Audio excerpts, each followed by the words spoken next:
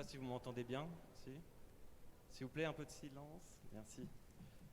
Bonsoir, donc je suis Sacha Lesny, le directeur de l'ESSAGE. Je suis absolument ravi de continuer avec ce cycle de conversation avec Thierry Pacaud qui a conçu le cycle et qui l'anime, et avec Agnès Sinaï aujourd'hui qui est l'invitée. On a initié ce cycle, donc c'était début janvier avec Philippe Madec. On va le continuer jusqu'en juin. C'est des conversations donc sans projection pour laisser vraiment place à la parole, comme l'avait demandé Thierry. On est une école supérieure d'architecture du paysage, historiquement. Maintenant, on est devenu l'école des paysages de la transition écologique. On forme des paysagistes en 5 ans, avec un niveau bachelor des 3 premières années et ensuite un niveau master 2 en 2 ans. Et donc, on aborde un peu toutes ces questions de transition écologique, de climat et aussi de biodiversité. Voilà, donc je vous remercie tous d'être présents ce soir et je laisse la parole à Thierry. Merci Sacha, bonsoir à toutes et à tous.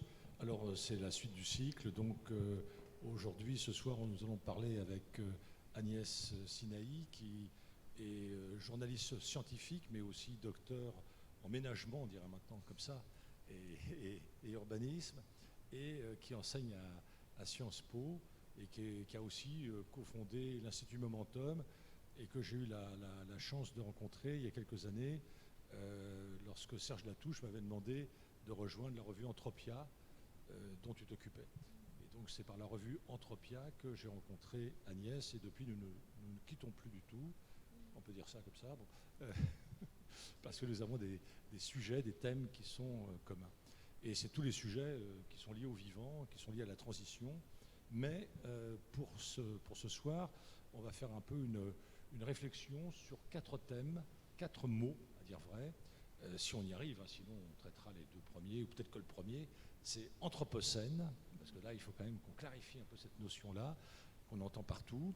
Et puis la deuxième notion, c'est permaculture, parce que vous allez voir que c'est tout à fait lié, et ça a à voir avec le jardin, évidemment, et le paysage. Et puis Agnès a rédigé un numéro entier de la revue Durable. La revue Durable, en un seul mot, je précise, qui est une revue suisse spécialisée sur la transition écologique. Et ce numéro est absolument passionnant. Et donc là aussi, on dit beaucoup de sottises sur la permaculture. Donc c'est important que Agnès nous rappelle un peu son origine et comment ça se construit, comment ça évolue. Et puis le troisième terme, c'est décroissance. Là aussi, c'est un terme qui prête à beaucoup de confusion, à beaucoup de malentendus. Et donc, il est peut-être pas inutile de s'arrêter sur ce mot. Et en plus, Agnès a écrit un ouvrage dans la collection Les précurseurs de la décroissance. Elle a écrit un ouvrage sur Walter Benjamin. Donc, on peut aussi la questionner sur est-ce que Walter Benjamin aurait été content de savoir qu'il était décroissant. C'est une question qu'il faudra te demander. Et puis, le quatrième terme, si on a le temps, hein, c'est biorégion et biorégionalisme, parce que Agnès, avec 2 autres amis à elle, dont Yves Cochet, a réalisé un scénario du Grand Paris après l'effondrement. Donc ça, c'est aussi passionnant, c'est-à-dire de voir comment on peut avoir un autre découpage, une autre proposition territoriale pour le Grand Paris que le Grand Paris des technocrates d'aujourd'hui, et qui repose justement sur la mise en place de plusieurs biorégions. Donc là aussi, à savoir d'où ça vient ce terme, hein, qu'est-ce que ça recouvre, et comment on peut passer des départements d'aujourd'hui ou des 13 régions officielles à des centaines de biorégions dans notre pays. Voilà. Donc, comme je suis assez bavard, je vais me forcer à me taire maintenant. Et est-ce que tu peux nous expliquer d'où vient ce mot anthropocène, parce que c'est l'origine du terme, bien évidemment, le dater, etc., mais surtout nous expliquer si ce mot, aujourd'hui, est accepté dans la communauté scientifique, en particulier des géologues, puisqu'il s'agit de dénommer une nouvelle ère géologique. Bon, je commence à le dire. Non, vas-y alors, à toi. Non, tu peux continuer. C'est en effet anthropocène, c'est un néologisme inventé par un scientifique spécialiste de la couche d'ozone qui s'appelait, parce que malheureusement il est décédé il y a quelques années, Paul Crutzen, oui. Paul Crutzen, donc qui était basé à Mayence, en Allemagne, pour ses recherches sur la couche d'ozone, et qui n'était pas seul. Il y avait toute une équipe de scientifiques avec lui qui ont obtenu le prix Nobel de géochimie pour justement cette découverte de la dégradation de la couche d'ozone, prix Nobel qui lui avait été attribué dans les années 1990. En fait, il y a un lien entre la focale, donc ce que Crutzen a observé quasiment de ses yeux en analysant la composition de la couche d'ozone, et sa prise de conscience, son saisissement face au fait que cette couche d'ozone qui maintient la stabilité des ultraviolets sur la planète se dégradait à grande vitesse alors qu'elle avait été intacte pendant 4 milliards d'années. Donc ce phénomène de dégradation subite a amené Paul Crutzen à reprendre ce néologisme qui avait d'ailleurs été inventé par un autre biologiste, Eugène Störmer. Mais bon, c'est Crutzen, en fait, qui a médiatisé ce néologisme dans un article paru dans la revue Nature en l'an 2000. Et dans cet article, Crutzen dit « On assiste à une géologie de l'humanité. En fait, l'humanité devient un moteur des transformations géologiques de la planète. » La couche d'ozone en est l'illustration la plus spectaculaire, mais il n'y a pas que la couche d'ozone, vous le savez, il y a aussi le changement climatique. Et dans ce changement climatique, le moteur, c'est pas un météorite ni un volcan simplement qui répand une suie qui aurait une influence sur la température planétaire, comme avant l'Anthropocène, on assistait et on assistera encore à des phénomènes cosmiques, naturels, qui bouleversent la succession des âges de la Terre, qui, par exemple, il y a 60 millions d'années, font disparaître les dinosaures, un météorite, ou bien l'éclipse de la Terre, ou l'écliptique, pardon, de la Terre par rapport au Soleil, régit tous les 300 000 ans les ères glaciaires et leur alternance avec les ères interglaciaires. Tous ces phénomènes cosmiques ont effectivement un impact sur la vie sur Terre, mais aujourd'hui, l'irruption depuis 1750, d'après Crutzen, mais la date est en débat, des sociétés industrielles autour de l'invention emblématique de la machine à vapeur par James Watt, qui est en quelque sorte le symbole de l'entrée dans cette nouvelle époque, donc où l'humanité, en particulier les sociétés industrielles, deviennent des moteurs de transformation accélérée du système Terre. Donc l'invention du feu, c'est-à-dire la captation du feu fossile, donc lié à la combustion du charbon dans les machines à vapeur, puis à l'extraction massive de pétrole à partir du début du XXe siècle, nous projette dans ce qu'un autre penseur important de l'Anthropocène a appelé l'époque thermo-industrielle, Jacques Greenewald, un historien des sciences basé à Genève, qui en fait est le grand passeur de cette idée d'Anthropocène, avant Bruno Latour, avant Christophe Bonneuil, avant notre Institut Momentum. Jacques Greenewald s'est penché sur cette généalogie de l'Anthropocène. Il n'y a pas que Paul Crutzen, on s'aperçoit que, par exemple, le russe Vladimir Vernadsky, qui écrivait à la fin du XIXe siècle, observait que la planète Terre, c'était ce qu'il appelait une biosphère où humains et nature étaient imbriqués dans la même communauté de destin. Mais ce qui s'est passé au XXe siècle avec l'avènement de l'utilisation massive d'énergie fossile, en particulier le pétrole, c'est véritablement une bifurcation.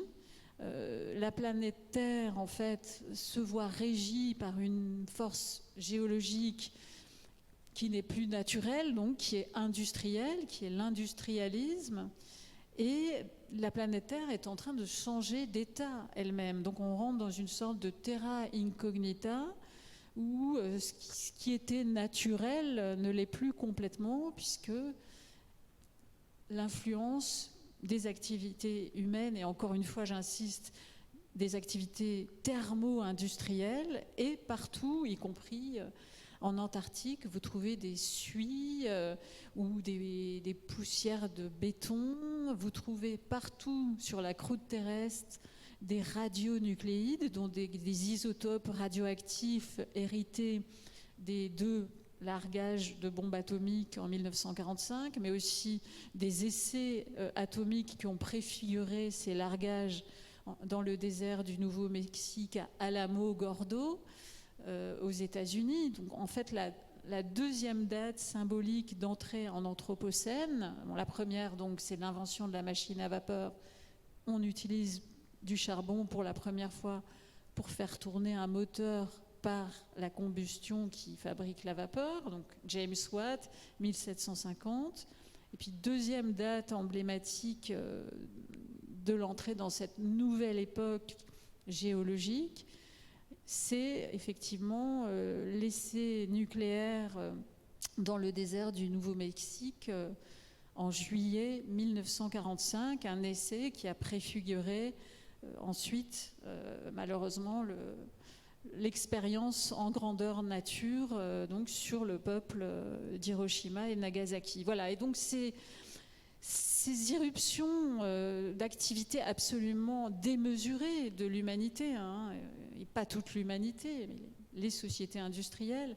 Donc d'abord de capter la ressource fossile qui a mis 500 millions d'années à se décomposer, et qui est captée et qui est transformée à grande vitesse, qui est extraite, brûlée, et qui va donc dissiper de la chaleur, faire tourner des moteurs. C'est un fait majeur de l'Anthropocène. Et le deuxième fait majeur, c'est sans doute la combustion d'énergie fossile qui nous fait basculer dans un climat inconnu, et l'utilisation aussi de l'atome, qui est une caractérisation géologique aujourd'hui qui rend pertinente l'adoption possible d'un nouveau nom, donc le néologisme anthropocène, pour désigner l'époque actuelle, qui ne serait plus donc un simple interglaciaire tempéré, qu'on appelle, que les géologues, les historiens de la Terre, les stratigraphes, n'est-ce pas, appellent Holocène avec un H majuscule. Officiellement, on est dans cette époque-là, depuis 14 000 ans, disons, une époque tempérée, interglaciaire, qui a permis l'architecture, et avant l'architecture, l'implantation de villes dans la vallée de l'Indus ou en Égypte. Les toutes premières installations de villes, je n'apprendrai pas à Thierry, sont en fait liées aussi à des conditions climatiques propices, qui ne sont donc pas glaciaires mais interglaciaires. Et aujourd'hui, la question qui se pose à nous, c'est: que deviennent les établissements humains dans un climat modifié et dans une planète qui se transforme de manière accélérée? Donc l'Anthropocène, c'est aussi une grande accélération qui est représentée sous la forme d'un ensemble de 24 graphes de croissance exponentielle, d'un côté des activités économiques, de la population, du déstockage d'énergie fossile, de la construction de barrages, de la modification des littoraux, de la chute du stock de pêcherie. Par exemple, on a des marqueurs qui ont été rassemblés par un climatologue australien qui s'appelle Will Stephen et l'International Geosphere Biosphere Programme, qui ont compilé des données quantitatives pour représenter cette grande accélération, donc sous la forme de graphes. D'un côté, ceux de la croissance économique des systèmes socio-économiques, et de l'autre, 12 graphes qui représentent l'état du système Terre. Et ce qui est tout à fait frappant, c'est la coïncidence, qui n'en est pas eu, entre la croissance des sociétés industrielles depuis 1950. Hein. Vous avez un décollage vertigineux de toutes les courbes. Je pense que tout cela vous est déjà peut-être familier, parce que maintenant, quand on parle d'anthropocène, tout le monde est un peu au courant de ce que c'est.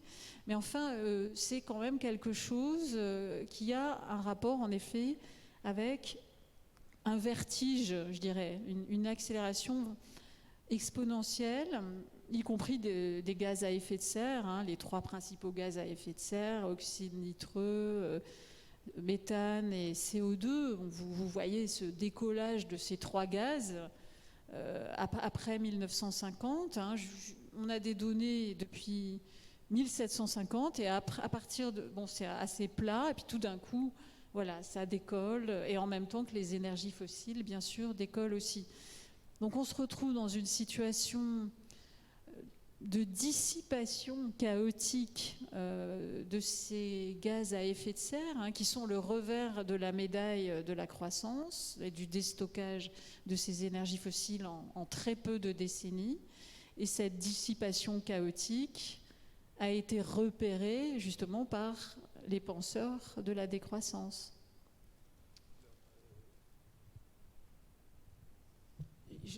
J'entends une terrible réverbération. J'espère que vous, ça va. Vous entendez, ça va? Ouais.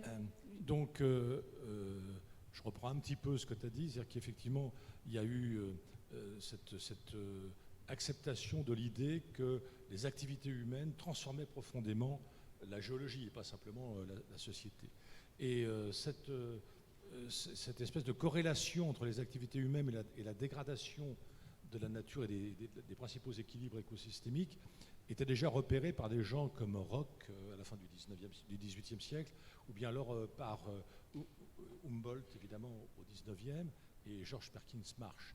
Mais ils n'avaient pas les données chiffrées, géographiques, etc., qu'on a pu récolter et comparer par la suite. Donc, dorénavant, il y a vraiment il faut vraiment, comment dirais-je, refuser cette appellation anthropocène est très difficile parce que, alors il y en a qui parlent de capitolocène, hein, dont on peut inventer d'autres termes, mais c'est vraiment le productivisme, je dirais plutôt que l'industrie, parce que l'agriculture a aussi sa part de responsabilité dans cette transformation fondamentale de ce qu'on appelle, entre guillemets, notre environnement. Donc nous sommes dans l'ère anthropocénique et Agnès a bien fait de parler du pétrole. Vous connaissez, pour ceux qui étudie le paysage, une association qui s'appelle précisément le paysage de l'après-pétrole. C'est-à-dire qu'on considère que là, il y a vraiment une nouvelle étape, il y a quelque chose d'autre qu'il faut faire et qu'il faut inventer. Et donc, la concordance des dates que tu évoquais, évidemment, sont tout à fait frappantes, et c'est lié aussi aux premières réflexions vis-à-vis du tout-croissance. Et donc, y compris la croissance démographique, parce que souvent on la met de côté, et on oublie de dire qu'en 1925-1930, la Terre avait 1,5 milliard d'habitants. Donc il n'y a pas un siècle. Et aujourd'hui, on est pratiquement 8 milliards. Donc vous voyez, c'est quand même 8 milliards qui consomment de l'énergie, bien sûr, mais qui consomment aussi des biens manufacturés ou agricoles qui exigent également une consommation énergétique. Donc on voit bien que là, tout est intimement mêlé, tout est intimement lié. C'est pour ça que si l'on veut tenter, c'est pas du tout acquis, pour éviter l'effondrement dont certains collapsologues nous annoncent la venue prochaine, si on veut contrer ça, eh bien il faut évidemment qu'on invente autre chose que la croissance.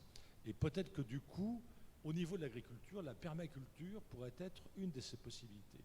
Alors, soit tu parles maintenant de la permaculture, soit on parle d'abord de la décroissance. C'est comme tu veux, parce que peut-être c'est mieux. Ouais, parce que tout est lié de toute manière. Hein. Donc, vas-y. Oui, alors le sujet, c'est paysage de l'Anthropocène. Alors, je réfléchissais un peu à ce sujet. Et effectivement, les paysages de l'Anthropocène sont marqués par ces énergies fossiles. Il y a une sorte de morphologie particulière aujourd'hui. Je dirais que l'Anthropocène fait aussi le paysage, au sens où il imprime la marque de l'entropie dans l'espace. Alors je m'explique, la notion d'entropie, elle est liée justement à l'époque thermo-industrielle. Elle est liée au deuxième principe de thermodynamique formalisé par Carnot, qui a découvert qu'en brûlant un bout de charbon, par exemple, dégageait une énergie, mais cette énergie n'allait plus jamais être récupérée. C'est-à-dire qu'une fois qu'on brûle un morceau de charbon, l'énergie se dissipe irréversiblement. En fait, c'est tout simplement une ressource non renouvelable. Il y a une part dans un système, quel qu'il soit, y compris un corps humain, qui va se dégrader irrémédiablement.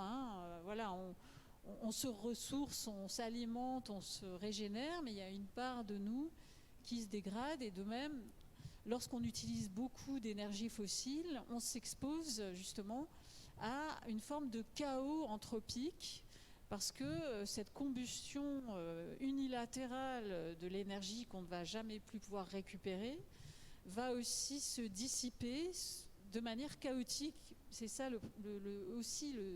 ce principe de la thermodynamique. Cette dissipation chaotique, l'illustration actuelle, c'est vraiment le changement climatique. C'est-à-dire qu'on brûle beaucoup de pétrole, on fabrique donc de la chaleur en le brûlant.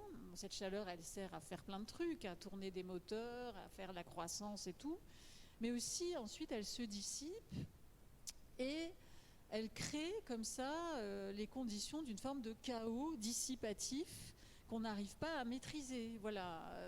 Alors, cette réflexion sur l'entropie, donc une forme de dissipation irréversible d'une fraction de l'énergie de quelque système que ce soit, qui entraîne une forme de dissipation chaotique, donc, eh bien, elle est au cœur du constat d'un économiste roumain qui s'appelait Nicolae Georgescu Roegen, qui était émigré roumain aux États-Unis, qui était assez connu dans les années 1970 pour ses travaux sur le lien entre l'économie et l'entropie, justement. La loi de l'entropie dans le processus économique, c'est une somme qu'il a écrite en anglais, The Entropy Law, je crois, in the Economic Process, 1978. Il était éligible au prix Nobel, ou l'équivalent du prix Nobel en économie à l'époque, mais ses travaux étaient finalement totalement subversifs, puisque c'était une manière de réhabiliter l'économie d'un John Stuart Mill qui, au XVIIIe siècle, s'interrogeait sur le fait que les ressources étaient finies et que la croissance n'allait pas pouvoir être illimitée, puisqu'il y avait une forme de finitude dans les ressources, de même que donc, dans l'énergie qu'un morceau de charbon peut produire, il y a aussi une finitude. Et que cette finitude n'était pas du tout prise en compte par l'économie qui a fini par prendre le pas sur les systèmes actuels qu'on appelle néoclassiques, qui finalement considèrent la ressource comme justement ce qui va être à l'origine de la valeur ajoutée. On puise gratuitement dans les richesses de la terre, on les transforme, et ça va faire qu'on produit du bois, du pétrole, et ça va apporter de la richesse, notamment grâce à la colonisation. Donc, en fait, ce que fait l'économiste Nicolae Georgescu Roegen, c'est qu'il remet cette question de la finitude des ressources, et en particulier des énergies fossiles, au cœur d'une réflexion sur l'économie. Et pour lui, une économie fondée sur des ressources non renouvelables telles que les énergies fossiles, qui est la nôtre, puisque les systèmes actuels sont totalement engrammés dans cette combustion et cette consommation massive d'énergie fossile, Georgescu Roegen dit que cette économie thermo-industrielle, en quelque sorte, est appelée au déclin.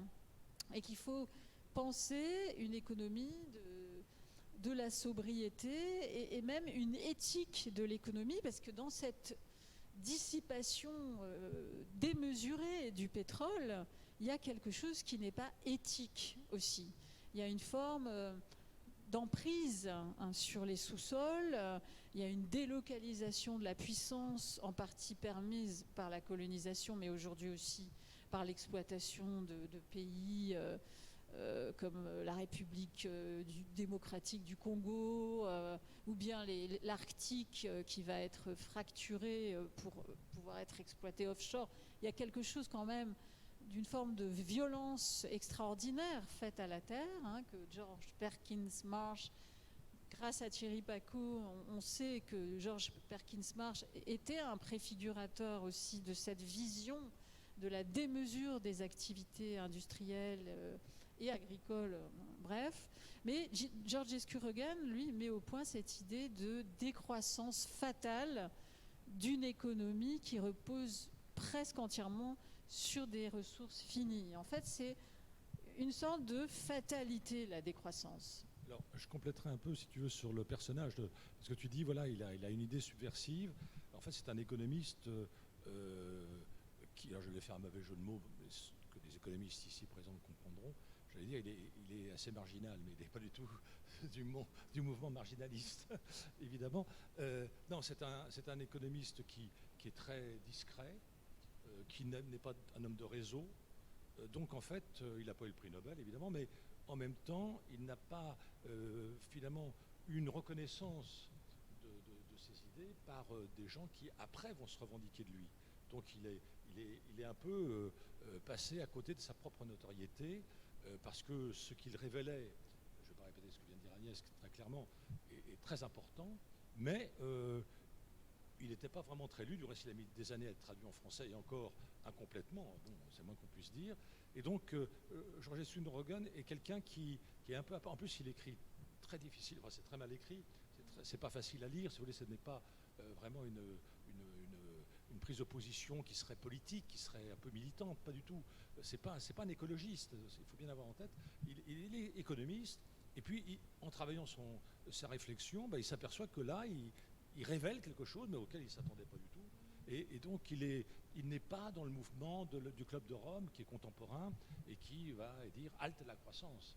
Donc, lui, il n'est pas là-dedans, il est un peu à côté. Ce qui fait que même les fondateurs de l'écologie politique en France, par exemple, comme Bernard Charbonneau ou Jacques Ellul, ne vont pas le lire, ne vont pas le citer.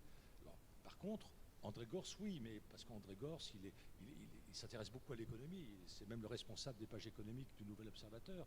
Donc forcément, comme il parle plusieurs langues, il va lire en anglais George Escuregan. Mais c'est pour vous dire que, voilà, donc on le découvre un peu maintenant. Enfin, pas maintenant. Jacques Grünewald, évidemment, nous l'avait dit il y a très longtemps, mais c'est un peu plus récent, si vous voulez, de dire « Ah, ben, il y a un économiste qui déjà nous avait alerté là-dessus ». Et effectivement, il pose la question qu'un autre économiste au même moment essayait de révéler, c'était la question de la rareté. Alors ça, c'est un vieux débat qu'on trouve déjà chez les économistes. Bien évidemment, c'est la question de la rareté. Est-ce qu'on peut consommer comme on veut, indéfiniment, etc. Et là, bon, je ne vais pas rentrer dans le détail, mais les physiocrates, par exemple, le mot étymologiquement veut dire le pouvoir de la physis, c'est-à-dire de la nature. Les physiocrates, en particulier Bernard Quesnay, dans son tableau économique de 1758, expliquait qu'on ne pouvait que revenir à l'équilibre en permanence. C'est-à-dire que c'était un système qui n'était pas expansionniste, qui n'était pas non plus en croissance. C'était quelque chose qui était dans la répétition du même et qui exigeait du coup, pour corriger des inégalités sociales, des réformes tout simplement, que des gens comme Turgot et d'autres ont voulu peut-être faire. Mais pour revenir à ce qui nous préoccupe, c'est-à-dire cette pensée, comment articuler la réflexion écologie et économie. Vous voyez en plus que étymologiquement les deux termes sont très proches, bien sûr, économie et écologie. Il nous faut passer par la lecture de ces auteurs qui n'ont pas fait école. C'est aussi ça qu'il faut bien avoir en tête. Et c'est, à mon avis, pas un hasard si en France, celui qu'on appelle affectueusement le pape de la décroissance, Serge Latouche, vient de l'économie. Parce que je crois que Serge Latouche a traduit aussi un auteur important qui est Piero Sraffa, qui a fait un grand livre à Cambridge sur la production par la production. Donc ça c'est un thème important parce que ça veut dire qu'il y a là toute une économie de l'économie, si vous voulez, d'une certaine façon. Et donc Serge Latouche, qui découvre la question environnementale via sa critique radicale des théories du développement qu'il observe dans les pays qu'on appelait à l'époque sous-développés, s'aperçoit que là, il y a quelque chose qui est en jeu. C'est la question de la rareté d'une part et la question de la dépense de biens non renouvelables. Et donc, c'est comme ça qu'il devient écologiste et qu'il va par la suite, évidemment, emprunter le thème de décroissance. On ne sait pas trop d'où il vient. Certains parlent de Paul Ariès, qui parlait, mais moi j'en doute, qui disait que c'était un terme obus. Bon, c'est un mot qui arrive comme ça, mais celui qui va le mieux définir, il faut être tout à fait honnête, c'est Serge Latouche. Là, je vous recommande son Que sais-je. Ouais, que sais-je, j'aime pas trop, mais enfin bon. Mais là, il faut reconnaître que le Que sais-je s'appelle la décroissance, il est d'une clarté, d'une précision absolument remarquable, parce que derrière lui, il a déjà au moins une trentaine de livres sur la question, donc là, il en fait une synthèse absolument admirable, très très claire. Et donc là, il entre dans quelque chose qui tout de suite, va être critiqué par la presse économique, par les économistes, et évidemment par les hommes et femmes politiques. Donc là, vous voyez, le mot décroissant et le mot décroissance pose problème, alors qu'Anthropocène, les candidats aux présidentielles, ils peuvent l'utiliser, je pense, sans problème. Par contre, décroissance, non. Ils vous diront, ah non, surtout pas. Donc, pourquoi? Voilà. Alors, c'est la question que je pose à Agnès. Oui, pourquoi? Parce qu'il y a un tabou des limites dans une société de l'illimitation qui est la nôtre, finalement. On a annulé la question des limites, on les contourne, on les dépasse, on les résout par des sociétés qui se complexifient. Dès qu'elles ont à résoudre un problème, elles recréent de la complexité. Typiquement la situation Covid, finalement on la surmonte parce que voilà, on a pu inventer en un temps record un vaccin, c'est génial, mais en même temps ça mobilise beaucoup d'énergie, beaucoup de complexité, beaucoup d'argent, beaucoup d'échanges par voie numérique, etc. Et tout ça va tellement bien ensemble et on est tellement habitué finalement à ne pas mourir aussi. Peut-être que la question des limites, c'est aussi la question de la mort aussi. Et donc la décroissance, elle met un peu le doigt sur cette finitude qu'on ne sait plus voir, et parce qu'il y a eu la levée d'un tabou, finalement. Il y a des tabous dans toutes les sociétés, sauf dans la nôtre. Il y en a, bien sûr, mais l'illimitation est une culture. Alors que, effectivement, au moment où George Esqueroghen écrivait, et personne ne le lisait, il y avait aussi, tu l'as évoqué, le rapport du Club de Rome en 1972 autour de l'équipe de Denis et Donella Meadows, Limits to Growth, The Limits to Growth, qui aujourd'hui revient dans le débat.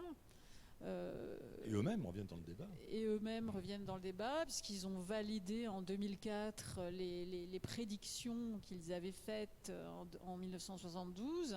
Les courbes, à un moment donné, après l'exponentielle, il y a une espèce de plateau, et puis après le plateau, le pétrole brut s'épuise, les surfaces cultivables aussi, les forêts déforestées, voilà, une fois que c'est fait, etc. Et on est aujourd'hui, peut-être, dans ce moment où on pressent qu'on est sur un plateau instable et qu'il y a aussi des choses qui commencent à s'effondrer, la biodiversité, les insectes. Il y a des situations non linéaires qui apparaissent, c'est-à-dire des changements d'état, voilà, une pandémie tout d'un coup et tout s'arrête, ou un stock d'engrais sur le port de Beyrouth, et c'est toute une capitale qui autrefois était florissante qui se retrouve dans une situation de pauvreté désespérante, et du jour au lendemain, et on se rend compte qu'en fait, il y a une sorte de précarité en filigrane dans des sociétés toutes puissantes fondées sur la croissance qui est là. Et donc la décroissance, eh bien, même si elle reste un mot tabou et elle sert de ligne de démarcation entre intellectuels aussi, hein. Il y a ceux qui osent, il n'y en a pas beaucoup, et puis ceux qui n'osent pas ou qui trouvent que le terme est repoussant, ce qui est vrai, d'ailleurs, il l'est. Pour moi, il ne l'est pas, parce que pour moi, la décroissance, c'est aussi un horizon utopique, c'est-à-dire dans ces limites-là, qu'est-ce qu'on peut faire et comment on peut faire autrement et quelles sont les vertus aussi de ces limites. Alors, des sociétés à plus petite échelle, de la convivialité, de la visibilité sur les effets de nos actes. Et ça nous amène peut-être à la permaculture qui se fonde justement sur une philosophie de la visibilité, je dirais. Même, c'est-à-dire, c'est pas seulement une manière de jardiner. David Holmgren, le co-inventeur de la permaculture, a défini les 12 principes, mais derrière ces 12 principes, il y a vraiment une pensée, je dirais, quasiment philosophique des limites, et notamment énergétiques, et ce qu'il appelle Creative Energy Descent, la descente énergétique créative, c'est vraiment créatif. Donc voilà, la permaculture, l'anthropocène, la décroissance nous semble, je crois, Thierry, aller tout à fait ensemble. Vas-y, continue sur la permaculture. Je sais pas, là, ça me fait drôle que tu ne parles pas. 2 secondes, je dirais tout à fait, je suis tout à fait d'accord avec toi. Et le fait, par exemple, moi j'affirme la décroissance, bien sûr, j'utilise ce terme dans le milieu, là où j'écris, c'est-à-dire sur les questions urbanistiques, urbaines, sur la population des villes, etc. Mais appeler à décroître les mégalopoles, c'est quelque chose qui n'est pas entendu par les gens à qui j'en parle. Hein. Ils sourient un peu gentiment, enfin, ils disent qu'il est luberlu, pourquoi ils pensent ça, c'est pas possible.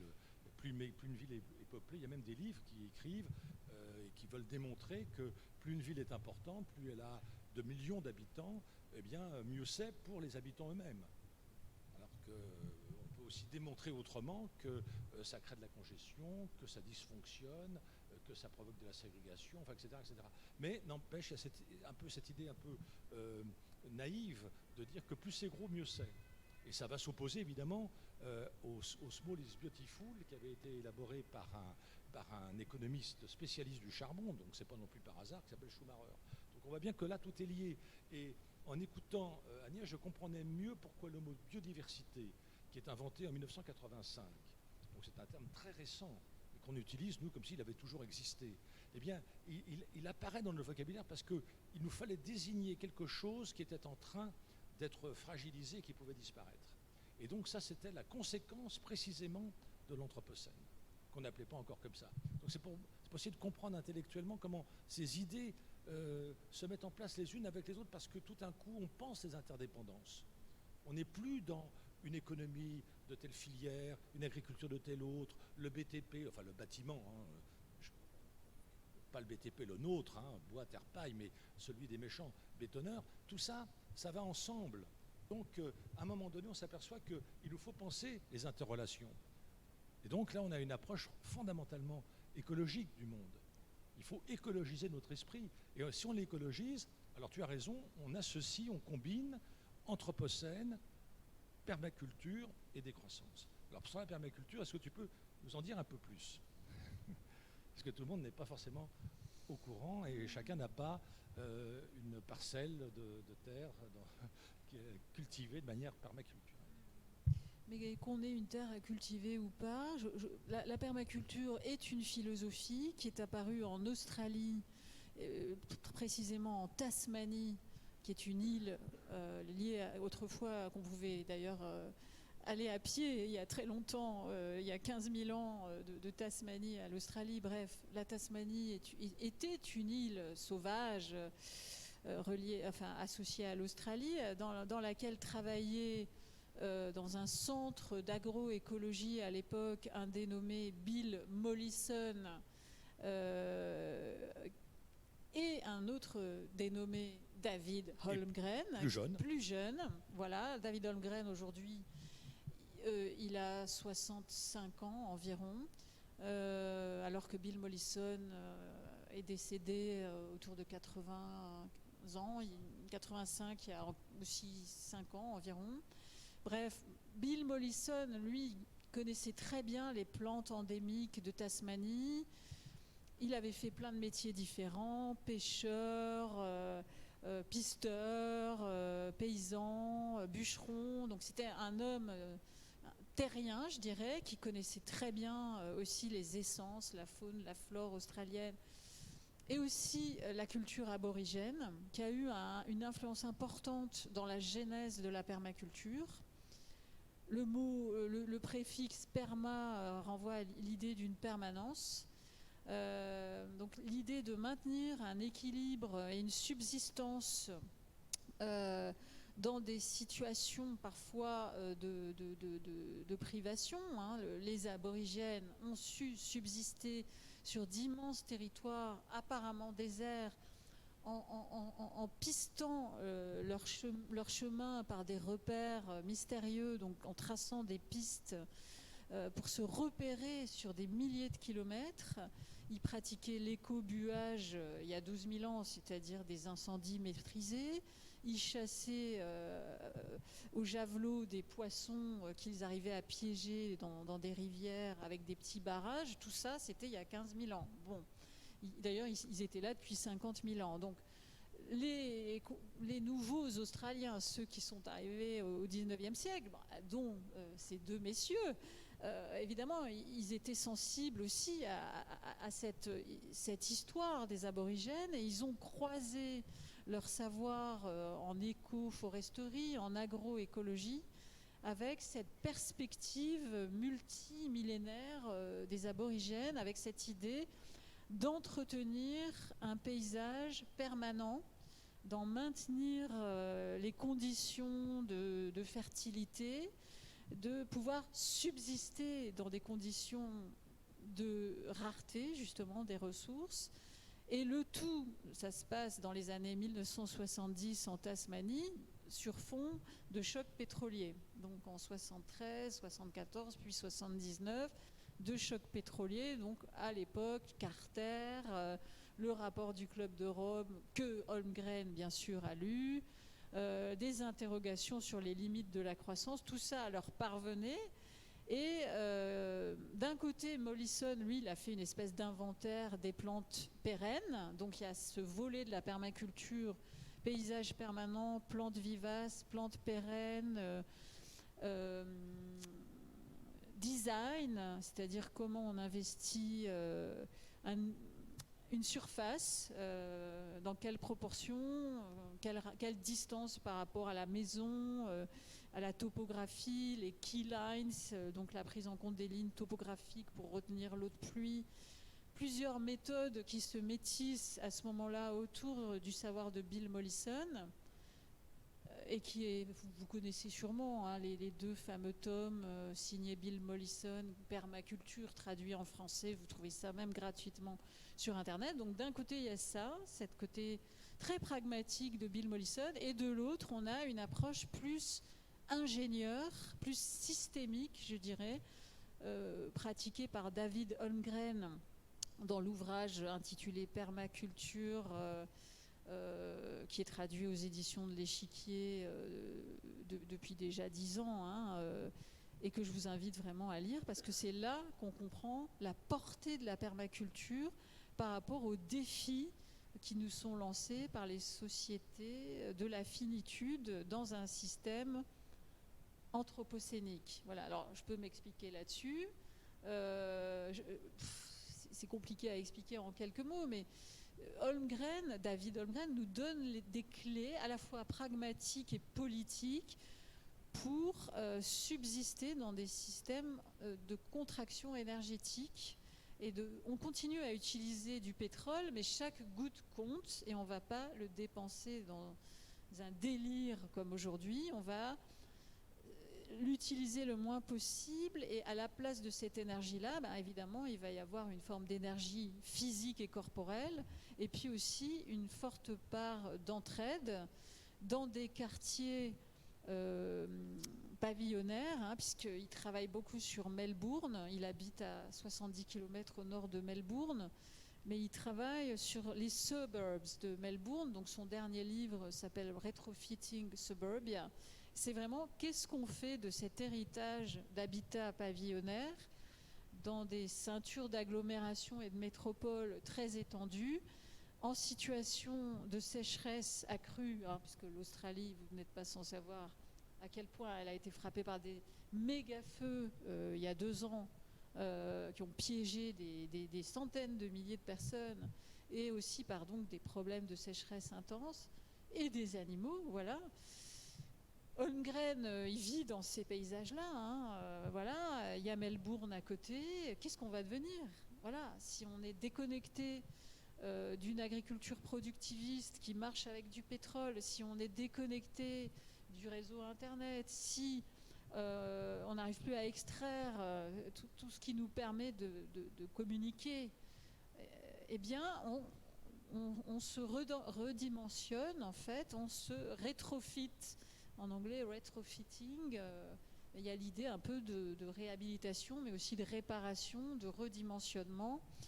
Voilà, donc il y a beaucoup de pistes là-dessus, et ce que je trouve très intéressant chez Holmgren, c'est l'idée d'être conscient des rétroactions. La pensée de Holmgren, c'est une pensée qui n'est pas du tout latine. Dans nos pays latins, on a très peu de notions de systémique.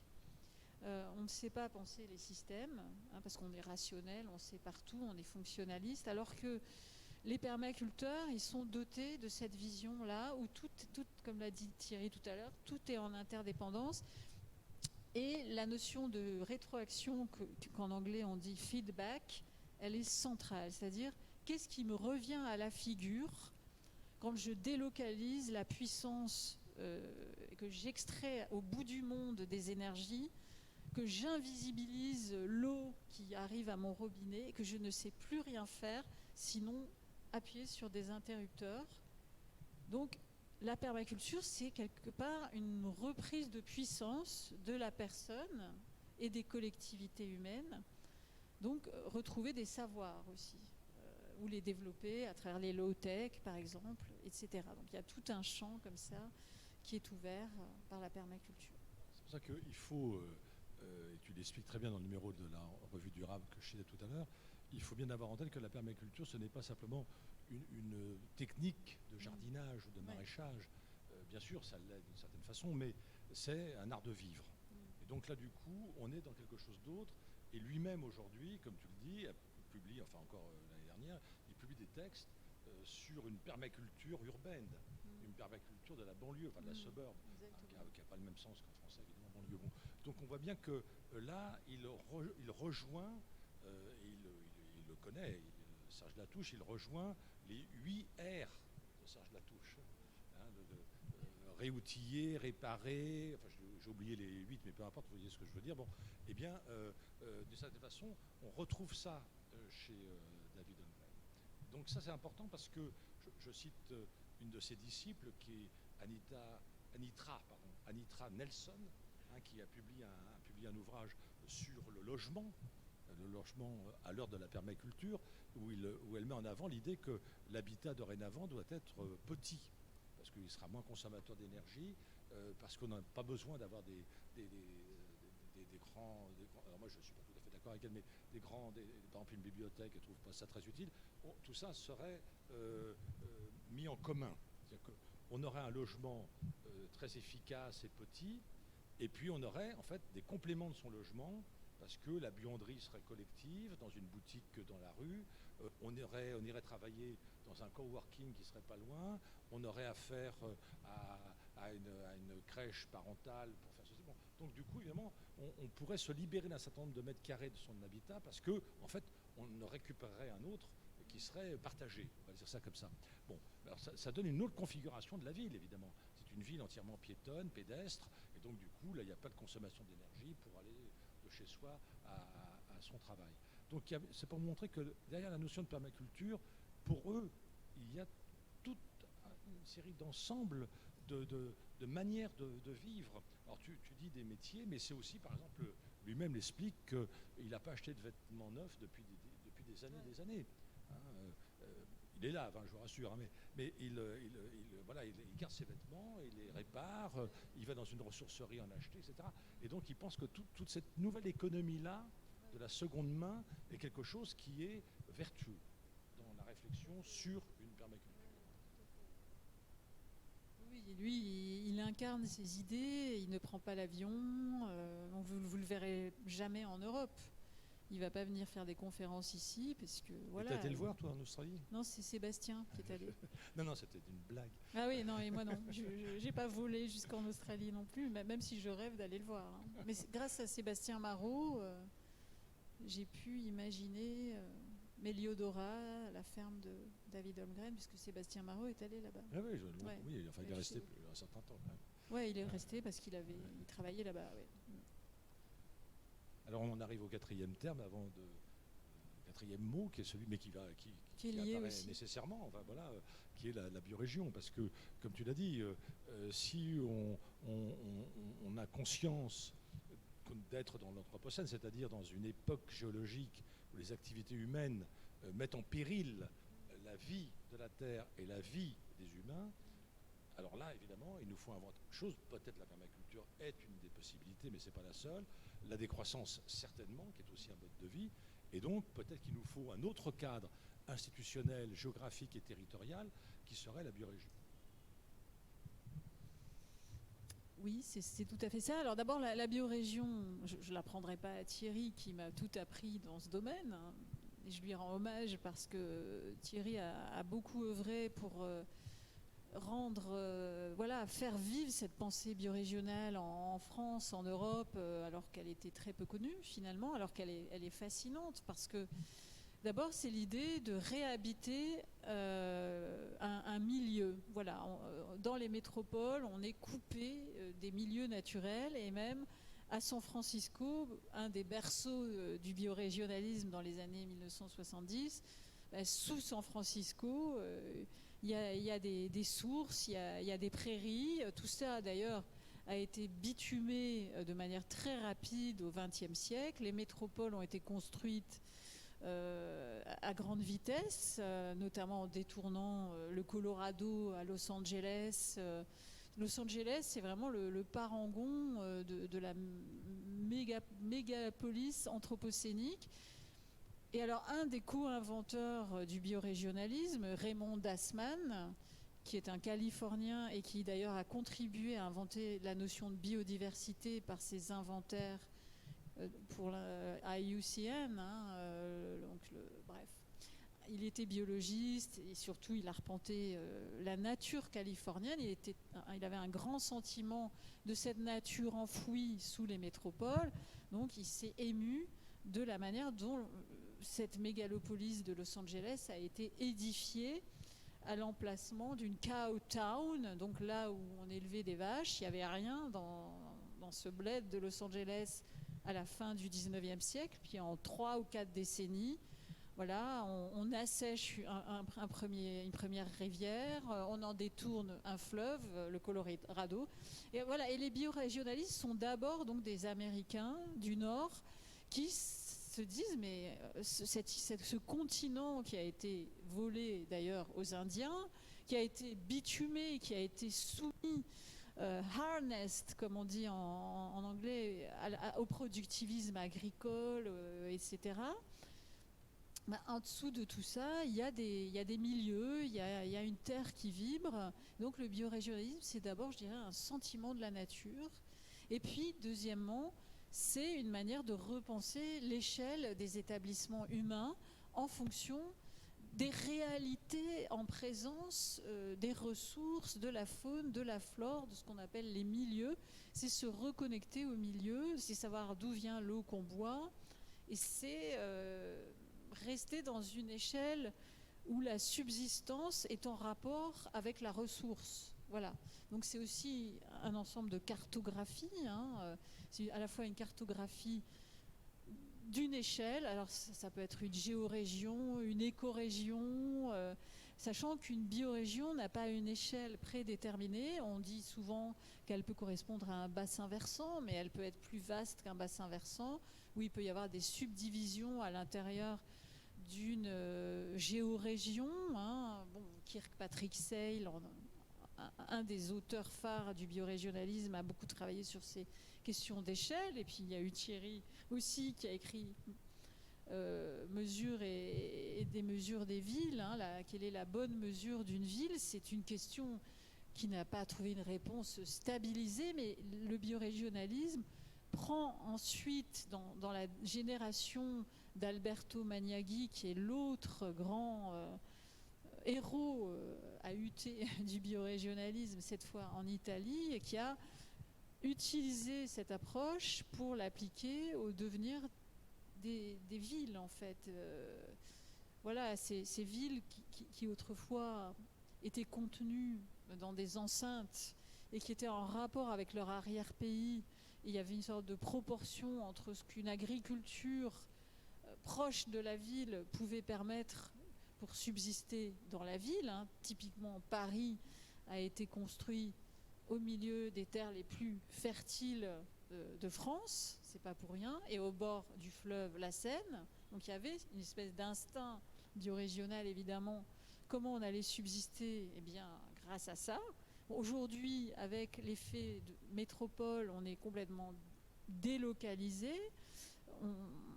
D'ailleurs, notre nourriture qui pourrait être produite dans le bassin parisien, puisqu'il y a 600 000 hectares de surface agricole utile, est importée du reste de l'Hexagone, voire une partie de l'international, alors qu'on aurait une autonomie alimentaire certaine dans un régime demi-tarien, y compris pour 12 millions d'habitants en Île-de-France, mais on l'a perdu, cette ceinture verte, et cette diversité qui existait jusqu'au début du XXe siècle. Bref, donc voilà, la biorégion est un outil qui nous permet de penser aujourd'hui à la fois notre vulnérabilité, notre déconnexion.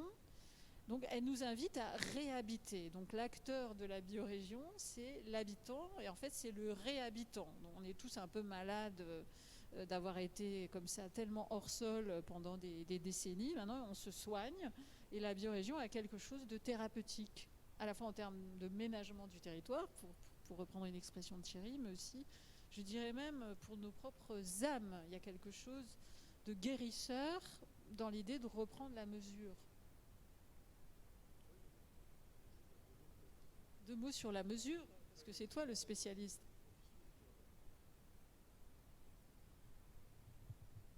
Je te passe mon micro si tu veux. Voilà. Non, c'est bon. Et donc, effectivement, la question de la taille, alors c'est pas par hasard si Kirkpatrick Sale a écrit justement un ouvrage très important, non traduit en français, qui s'appelle L'échelle humaine, qui est vraiment un livre passionnant, où il s'interroge sur l'échelle de l'entreprise, de l'artisan, de l'école. Vous voyez, toute activité humaine est confrontée à un moment donné à l'échelle. On le sait très bien pour les pédagogies dites nouvelles qui sont centenaires, comme vous le savez. Eh bien, la classe, c'est des classes de 12 élèves. Vous voyez, c'est pas des classes de 35 ou 40 comme ça peut encore exister dans certains lycées. Donc on voit bien que la question de la taille est une question fondamentale. Et celle du rapport entre notre territoire de vie. Alors là, il y a une différence très sensible entre l'école, on va l'appeler comme ça, californienne, et puis l'école italienne. C'est que pour Alberto Maniaghi, nos territoires sont des territoires urbains. Tandis que pour les théoriciens de la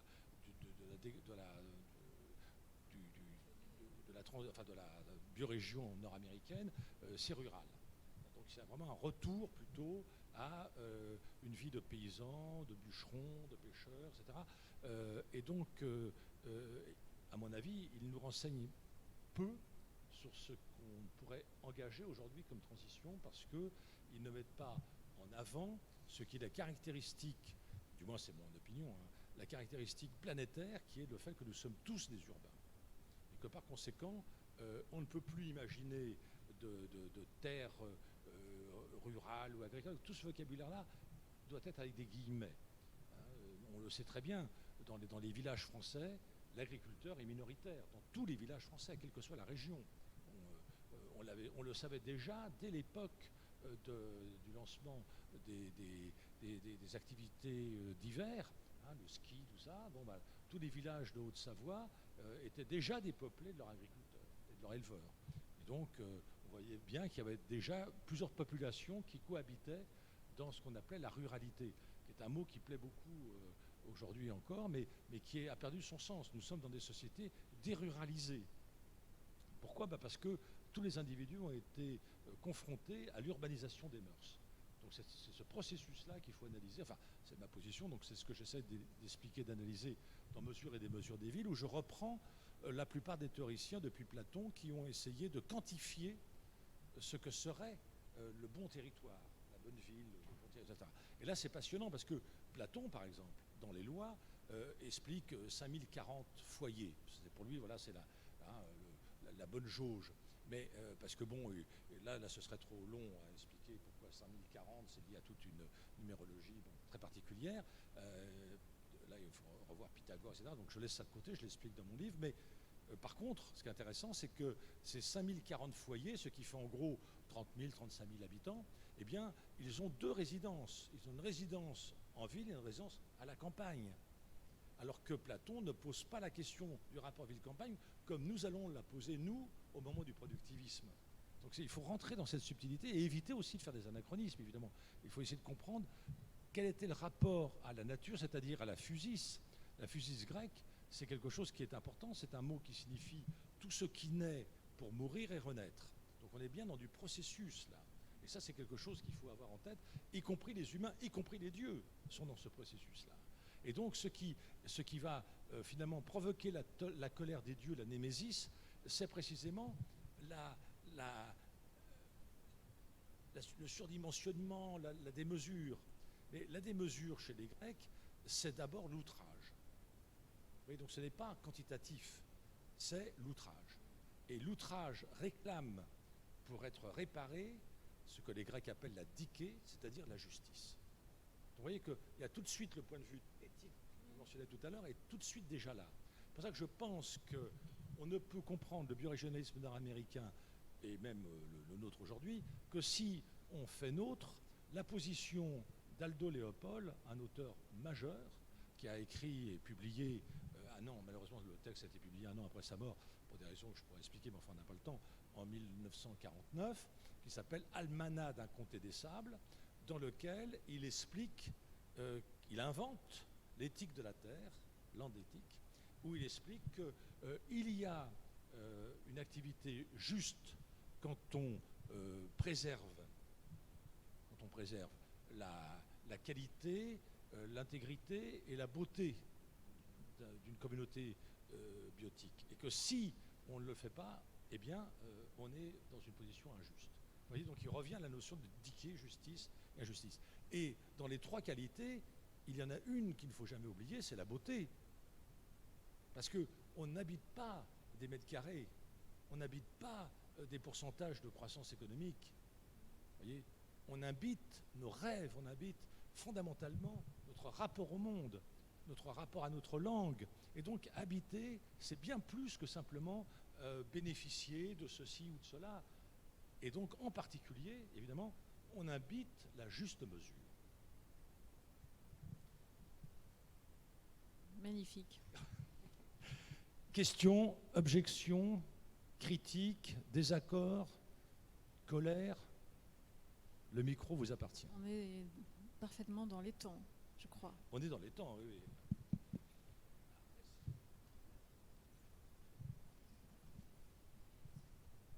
Oui, bonsoir. Merci pour cette conférence, toutes les références et les recommandations. Moi, je voulais juste aussi proposer une référence qui n'est pas trop dans le domaine de l'universitaire ou de l'économique, mais plutôt dans celui de la science-fiction, avec le livre de Ernest Callenbach qui s'appelle Ecotopia, dans lequel il imagine que trois États des États-Unis font sécession et décident d'instaurer un régime écologiste dans lequel le mythe commun serait la recherche permanente du statut d'équilibre et différentes mesures sociales assez intéressantes, notamment l'interdiction d'autres matériaux que le bois pour construire ces maisons et la nécessité pour chaque personne voulant utiliser ce bois d'aller passer un mois dans la forêt avec des camps de bûcherons qui sont installés et qui, en fait, on doit replanter le bois qu'on utilise. Et plein d'autres mesures assez intéressantes qui permettent peut-être d'imaginer ce que pourrait être demain un monde plus convivial. Voilà. Oui, vous avez, alors je l'indique pour tout le monde, c'est un roman d'anticipation, on peut dire ça comme ça, qui s'appelle Ecotopia, qui a été écrit par Ernst Callenbach en 1975 et qui décrit la sécession dans le pays qui a vécu la guerre de sécession, la sécession de la Californie qui se sépare du reste des États-Unis pour justement mettre en place un système de transition, on pourrait dire ça comme ça. Donc c'est un livre tout à fait important parce que c'est une utopie joyeuse.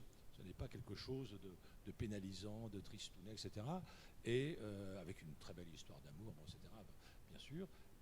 Et cet auteur avait participé au lancement du catalogue qui avait été fait par... non, je connais que lui, mais enfin, bon, j'ai un trou de mémoire à l'instant. Le catalogue des ressources, si vous voulez. Brandt, voilà, Brandt. Brandt, oui. Ça me revient, là je renvoie au livre de Turner, qui est la meilleure analyse de cet épisode-là.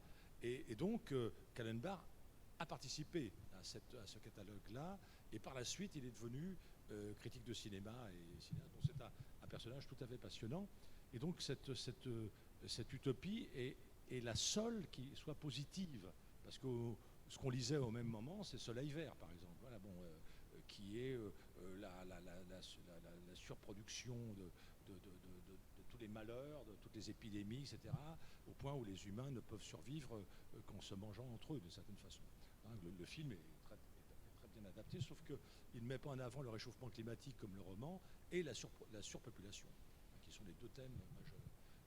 Donc on n'a pas l'équivalent en France. Vous voyez, si on regarde Les Furtifs, par exemple, c'est quand même excessivement critique. C'est très bien vu, hein, de nous dire que les villes dorénavant, c'est la ville Ikea, la ville Amazon, la ville... oui, ça, je pense que c'est même pas de l'anticipation. Hein. À Londres comme à Berlin, il y a un quartier entier qui a été confié à Ikea. Donc ça, on ne le sait pas trop. Enfin, c'est ça, la promotion immobilière, ça fonctionne comme ça. Le produit immobilier numéro 1 à l'échelle planétaire, c'est la gated community. C'est-à-dire que c'est l'enclave résidentielle sécurisée. Donc là, tout d'un coup, vous avez une confiscation de l'espace public. Donc vous avez à nouveau un grignotage de tout ce qui était digne des communaux. Tout ça, on n'a pas le temps de le dire, mais la permaculture, c'est le retour du vernaculaire et des communaux. Donc là on est dans des structures sociales, collectives, tout à fait autres. Hein. Et juste un point, parce que pour moi c'est très important les histoires de vocabulaire. On est en train de parler de territoire et d'habitat. Ce sont deux termes qui ne viennent pas des sciences humaines et sociales comme on le croit, ce sont deux termes de la botanique qui pénétreront les sciences humaines et sociales 80 ans, 100 ans plus tard. Donc nous sommes des êtres vivants. On n'a pas attendu des scolaires, je dis ça pour plaisanter, pour le savoir. Hein. Nous sommes membres de la nature et nous sommes en interdépendance avec le vivant. Donc on ne peut plus penser les établissements humains, comme tu dis, sans penser les établissements du vivant. C'est-à-dire que ça fait corps. Et alors, la zoonose, qui fait que vous êtes tous masqués, nous l'a démontré, la santé de la Terre est corrélée à la santé des humains et réciproquement. Donc si on maltraite la Terre, on se maltraite nous-mêmes.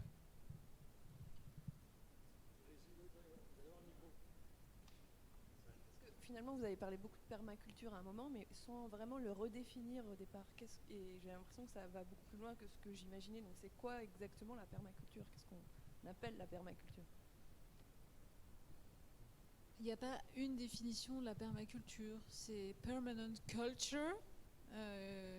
C'est un ensemble de méthodes et de principes qui permettent de ménager la subsistance humaine sans perturber l'écosystème, si vous voulez. Voilà. Ça, on peut dire ça. Ah oui, après, il y a une influence japonaise, il y a une influence aborigène, ouais. Après, quand on regarde l'incroyable production de livres sur la permaculture, il y en a des milliers. Là, on pourrait faire un classement, il faudrait le faire évidemment pour voir qu'est-ce qui relève plutôt d'une technique agricole, donc avec un rapport à l'arrosage, un rapport aux engrais, un rapport à la saisonnalité, etc. etc. Et là, il y a des maîtres à penser japonais, allemands, autrichiens, et c'est ce qu'ils ont fait est passionnant et souvent extraordinaire. Est-ce qu'on peut les entremêler ensuite pour inventer une autre permaculture qui serait singulière à chaque fois? Ça, je ne sais pas. Mais l'important dans ce qu'a dit Agnès, c'est de dire que c'est plus que ça. C'est un art de vivre. Donc, c'est-à-dire que c'est aussi, alors là je vais citer un de mes auteurs préférés qui est Ivan Illich, je crois vraiment que dans sa conférence sur l'art d'habiter en 1985, il explique très bien que habiter, c'est inscrire sa biographie dans le territoire où on est. Et donc, du coup, ça me permet d'ajouter un point qu'on n'a pas mentionné, c'est que pour moi, plus je travaille sur ces sujets, plus je combine en permanence territorialité et temporalité. Parce que le vivant a sa chronobiologie, le vivant a ses saisons, a son jour, à la nuit. Et donc, par conséquent, on ne peut plus penser un territoire sans penser les temporalités. Et nous avons, manque de chance en français, qu'un mot pour dire temps, là où les Grecs en avaient 3. Bon. Et donc, il nous faut revenir à cette idée fondamentale que l'existence humaine, elle n'est pas simplement inscrite en un lieu, ou dans plusieurs lieux, parce que nous avons une géographie affective qui peut combiner des territoires virtuels et réels, et en même temps des temporalités. Je crois que l'être humain, il est fondamentalement rythmé et rythmique.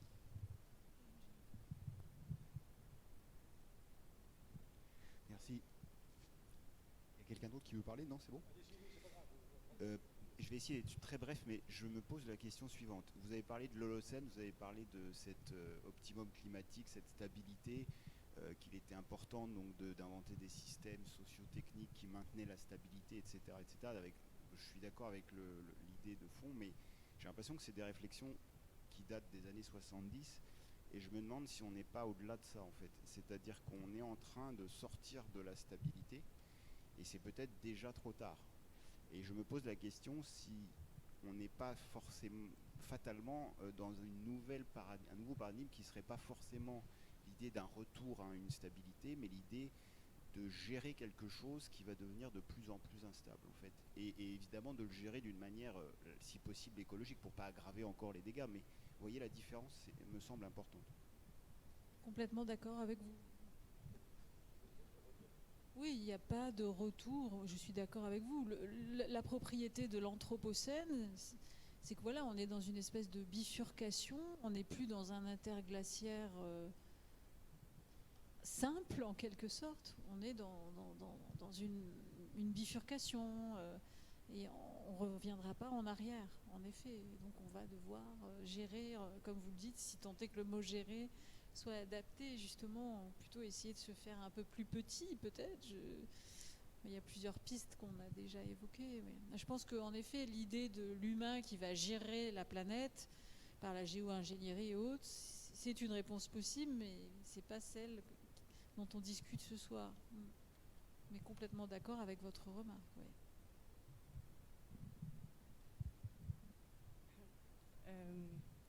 C'est vrai que quand on parle de permaculture, moi je vois quelque chose. Pour moi, la permaculture, c'est quelque chose qui se fait à petite échelle. Et donc, je me demande si c'est possible de le faire à grande échelle. Je sais que j'avais lu un livre qui s'appelle La révolution d'un brin de paille de Fukuyama. J'imagine que vous connaissez. Et donc, je sais que les conditions faisaient qu'il était assez avantagé par les terres qu'il avait déjà de base. Et avec toute la révolution aujourd'hui qu'on a de l'agriculture qui a vachement appauvri les terres aujourd'hui, est-ce que ce serait possible de réaliser une sorte de permaculture à grande échelle? C'est ça ma question.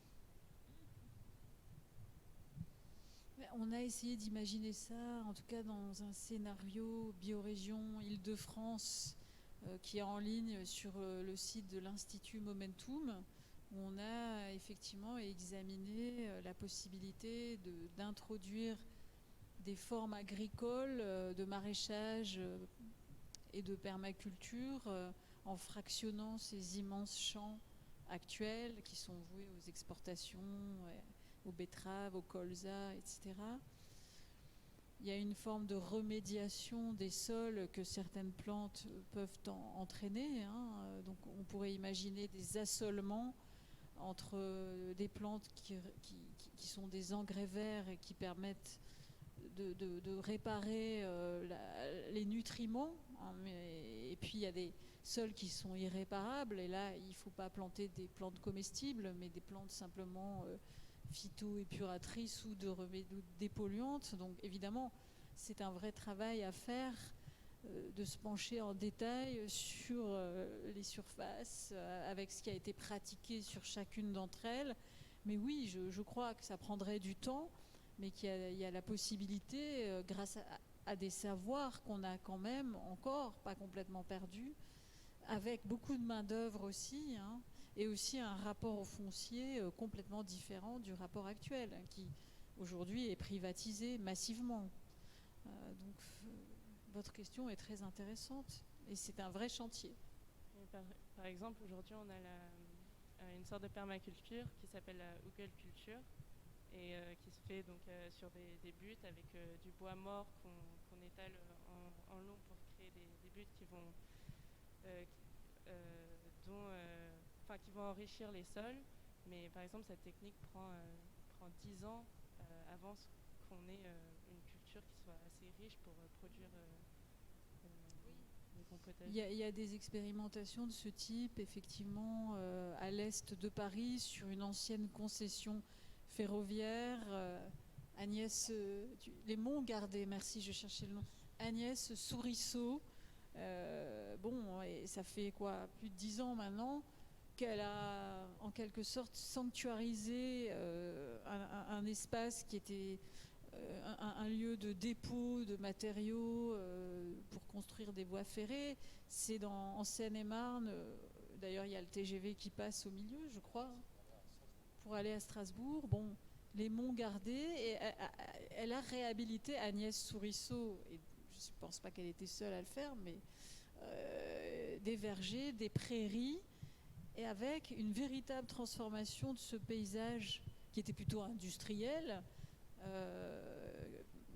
qui était plutôt de l'ordre de l'entropie, hein, donc chaotique, dissipation, tout un peu en vrac comme ça, des dépôts de matériaux, en quelque chose qui ressemble à une prairie et à un ensemble de vergers qu'on peut visiter. Donc les Monts Gardés, il y a un site web. Il faut y aller, hein, Ouais. on peut le visiter. Et elle a depuis beaucoup travaillé avec les agriculteurs voisins qui étaient productivistes pour les convaincre de changer de méthode. Et en fait, en visitant les Monts Gardés, ils se sont aperçus qu'on pouvait réparer le sol qui avait été trop chimisé pour en faire autre chose. Et donc là, ça montre quand même qu'il y a des transformations. Vous avez raison, ça prend des années. Il faut qu'une terre qui a tellement été surexploitée, il lui faut 10-15 ans de repos absolu avant qu'elle puisse à nouveau redonner un humus de grande qualité, hein. Donc, et pour ça, il faut modifier notre manière de vivre. C'est pour ça que quand je parle d'art de vivre, c'est ça. C'est que c'est consommer différemment, c'est produire différemment, avec d'autres outils, etc. etc. La permaculture, c'est tout cet ensemble-là, hein. Ce n'est pas simplement une butte avec du bois mort qui pourrit, avec de la paille, etc. Non, il y a tout un travail, quoi.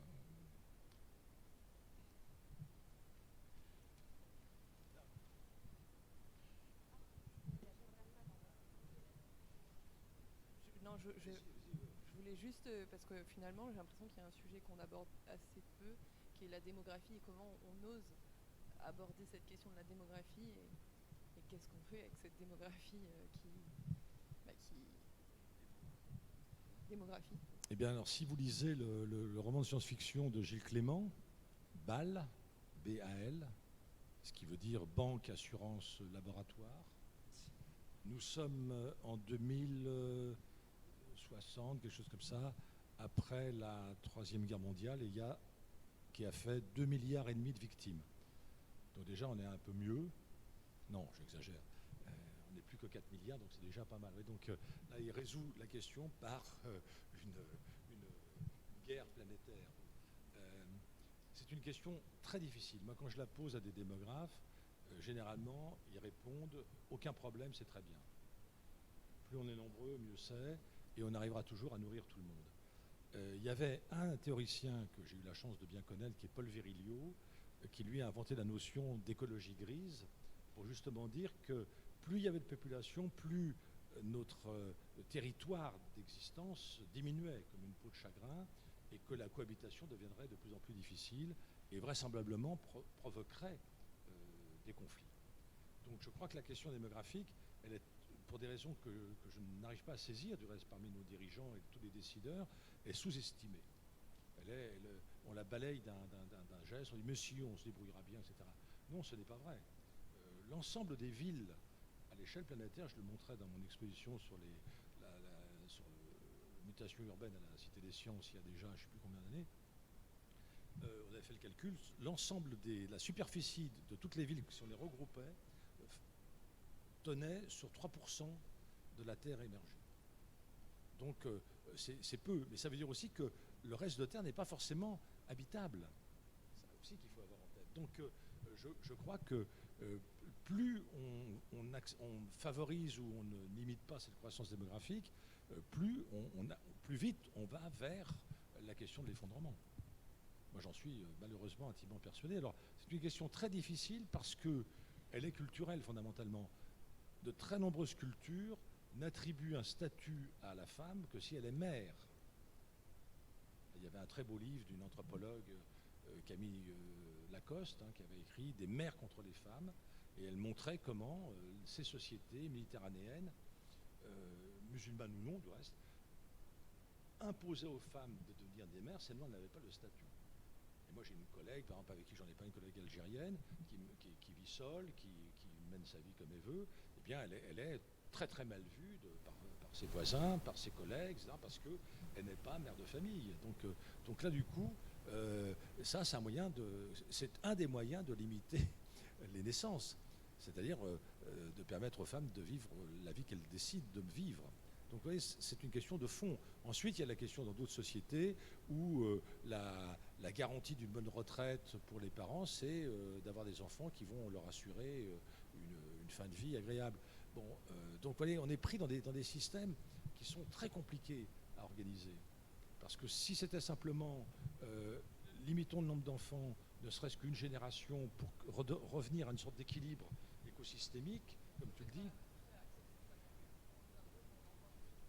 Voilà.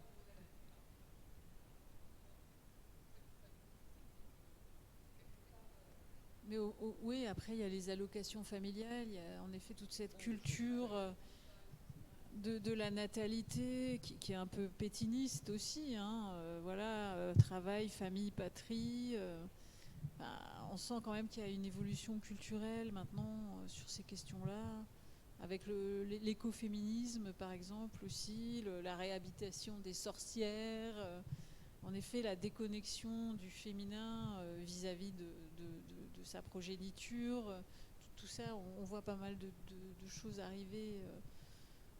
Et puis la contestation du modèle hétérosexuel qu'on considérait comme étant la norme et qui, du coup, comprend dans son package, comprend les enfants.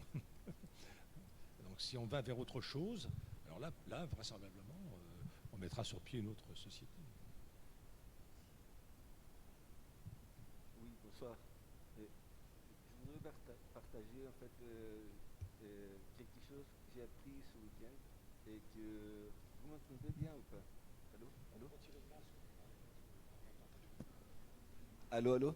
Oui. Là, d'accord. En fait, je voulais partager quelque chose que j'ai appris ce week-end en lisant une interview d'un scientifique qui est un écologue et en fait qui a un regard très nouveau pour moi et je crois que pas seulement pour moi, c'est pour ça que je veux le partager. Et à propos de la situation actuelle et l'enjeu, les vrais enjeux qu'il y a actuellement, c'est pas le climat, il dit, c'est la biodiversité. Et donc, je trouve que, et je partage ça en ce moment ici, parce que, en fait, il dit, le climat, ça pourrait, on a déjà des idées de comment on pourrait le réguler. Mais parce qu'on peut même modéliser l'évolution du climat. Mais on ne peut pas modéliser les systèmes écologiques, comment on appelle ça, les relations entre les différentes espèces. On ne peut pas modéliser comment l'évolution de ça, la dégradation de certaines espèces, etc. Donc il dit, le climat, on pourrait arriver à le maîtriser, mais la dégradation de la biodiversité, c'est pas quelque chose on peut prévoir comment ça va évoluer. Et donc il dit, notre problème majeur en tant qu'êtres humains, c'est surtout notre manière d'occuper l'espace. Et donc c'est très intéressant parce qu'il dit, il y a 1000 ans, il y avait, c'est-à-dire, on a perdu en 1000 ans 90% des bois. On a perdu 90% de la masse et de la biomasse en 1000 ans. Et il y a 2000 ans, il y avait les 90% de la masse animale était sauvage. Actuellement, seulement 2% est sauvage. Donc, qu'est-ce que ça veut dire ça? Ça veut dire que l'être humain est invasif, mais d'une manière épouvantable. Et donc, ça va justement dans un sens contraire à ce que vous parlez, qui est la permaculture. En fait, nous occupons l'espace d'une manière explosive, invasive et irrespectueuse de toutes les autres espèces et voilà, de la biodiversité. C'est Václav Smil qui dit ça. En fait, je suis très mauvais pour les noms des gens et tout ça, pas comme vous. Hein. Et, il s'appelle Vincent Bretagnol. Et l'article, il est sur un magazine sur Internet qui s'appelle Vivons le média. Donc si vous voulez aller voir l'interview, je vous le conseille vraiment. Merci. Bon, merci beaucoup. Bonsoir. Donc je voulais juste attirer votre attention. Ah oui. Donc je voulais juste attirer votre attention sur un mouvement dont on parlait pas mal il y a une dizaine d'années, et dont on parle plus, et qui existe depuis peut-être une vingtaine d'années, et c'est le mouvement des villes en transition. C'est donc un mouvement qui nous vient d'Angleterre et qui justement relie la pensée de la permaculture, dans son sens le plus large, en fait, à la gestion de la ville. Et donc il y a donc un penseur qui est un peu donc à l'origine de ce mouvement, un Anglais qui s'appelle Rob Hopkins et qui a écrit des livres où justement il met bien en évidence le lien entre les concepts de la permaculture et puis un modèle qui propose de gestion de la ville. Il y a eu des applications, notamment une ville en Angleterre qui s'appelle Totnes, et donc il y a eu d'autres villes aussi qui s'en sont inspirées. C'était tout un mouvement, il y a une dizaine d'années à peu près. Je ne sais pas ce que c'est devenu. Moi-même, je m'y ai intéressée il y a une dizaine d'années. Je l'ai un peu perdu de vue. Mais tout ça, donc quand j'ai entendu parler de la permaculture d'un côté et de la biorégion et de ce lien entre la permaculture et l'urbain, bon, là, j'ai tout de suite pensé à ça. Voilà. C'est peut-être à cause du Brexit qu'on l'a un peu perdu de vue, puisque c'est effectivement à l'origine un mouvement anglais. Mais je pense que ceux qui s'intéressent à la thématique de ce soir il devrait regarder un peu et de ce côté. Il y a donc une notion qui est très importante, c'est la résilience. Donc ces villes se veulent, et ces villes en transition veulent être des villes résilientes. Et résilientes, et par rapport en fait aux catastrophes qui nous attendent. Voilà. Et que ce soit effectivement la disparition des ressources, la catastrophe climatique, voilà. Donc il y a un vrai lien aussi, c'est pas seulement revenir en arrière, mais c'est aussi s'adapter justement à l'effondrement en cours. Voilà. Merci. J'expose peut-être en 2 minutes pour que tout le monde a bien compris. Donc, Madame faisait référence à Rob Hopkins qui a créé un mouvement qui s'appelle les villes en transition à la suite d'un manuel de la transition. Donc lui réside à Totnes, mais qui n'est pas une ville en transition, qui est une ville où il se passe plein d'autres choses évidemment. Lui, il voulait simplement mettre en avant l'idée que le pic pétrolier allait nous obliger à repenser notre consommation d'énergie. Et donc, à partir de là, il fallait vivre autrement, consommer autrement, d'où la monnaie locale, par exemple. Bon. Puis il se trouve que l'Institut Schumacher est juste à côté. Ah bon, bref, je ne rentre pas dans le détail. J'ai organisé plusieurs débats avec Rob Hopkins, en particulier au Learning Center sur la ville durable que j'ai présidé longtemps à Dunkerque. Et il continuait à circuler partout pour porter la bonne parole transitionnelle, mais en France, ça n'a pratiquement pas pris, malheureusement.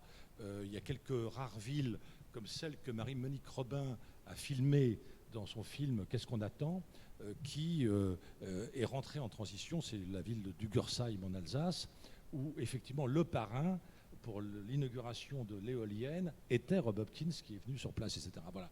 Donc c'est un personnage majeur, ce n'est pas un théoricien, c'est plutôt quelqu'un qui veut expliquer que pour que quelque chose entre en transition, il faut avant tout avoir un groupe très bien formé qui prend l'initiative citoyenne, on dirait comme ça en français, l'initiative citoyenne, et essaie de relier tous ceux qui vont dans le sens d'une transition, par exemple les AMAP, les ressourceries, les coopératives de production, etc. etc.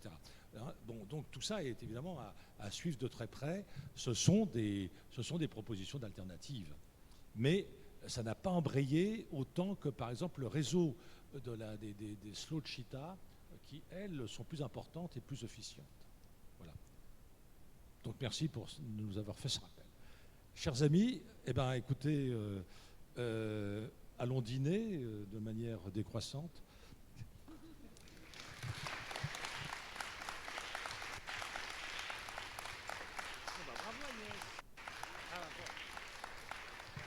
Oui, alors, la prochaine séance, j'ai plus la date en tête, mais l'invité est Gilles Clément, qui viendra donc le 31 mars. Voilà.